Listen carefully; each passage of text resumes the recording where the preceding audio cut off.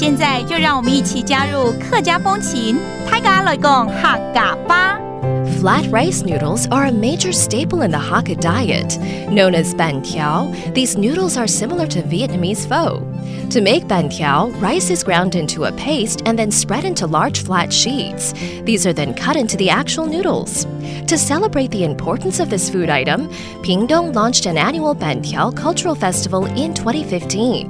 Through activities and performances, the festival helps promote the Hakka people's lifestyle and their cultural heritage.Hey everyone, it's time to talk about Hakka here on ICRT. Hello, 大家好，我是阿炳哥 Leo. Hello, 大家好，我是 Josephine. Leo, 最近我蛮喜欢吃面食类的，尤其越南河粉。然后最近又迷上了港式，比如说有那种什么甘草牛河，也是河粉。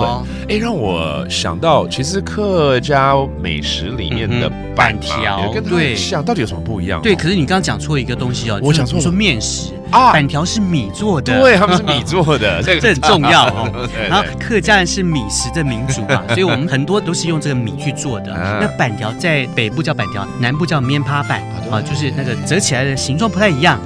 在这个屏东啊，他就在2015年的时候，他们就举办了一个叫做板条文化节他们就集合了这个客家板条啦、闽南的龟啊啦，还有呢越南的河粉，这3种东西把它合并成叫做板条三兄弟啊，那就是他们是3种就类似的材料做出来的很像的东西，很像3兄弟，但是料理方式不一样。除了可以吃之外呢，你还有听的享受。是哦，对啊，他就把那个一些客家的原创音乐啦，还有交响乐啊这些把它变成他们表演的一部分，所以你就可以边吃板条边听好音乐，就是把它弄成像一个 music festival， 我们叫做对不对？音乐这个美食节对。所以这样的话，应该会网罗到很多来自各自地方的这个民众们想要来参加了。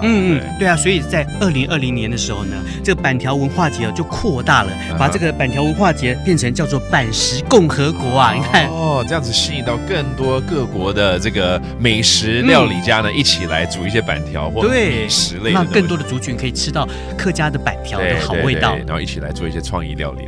对。好，那我们就来教几个这个单字了，包括这个板条有几个说法嘛？一个是板条。Okay, that's the flat rice noodles. And then in southern Taiwan, it's called like a sheet noodle instead. 也就是面趴板 but they're all 板条 right? And there you have it. Another round of Talk About Hakka on ICRT. 什么大家？汉字say 张来了。客家风情由客家委员会监制。We Love Hakka has been brought to you by the Hakka Affairs Council.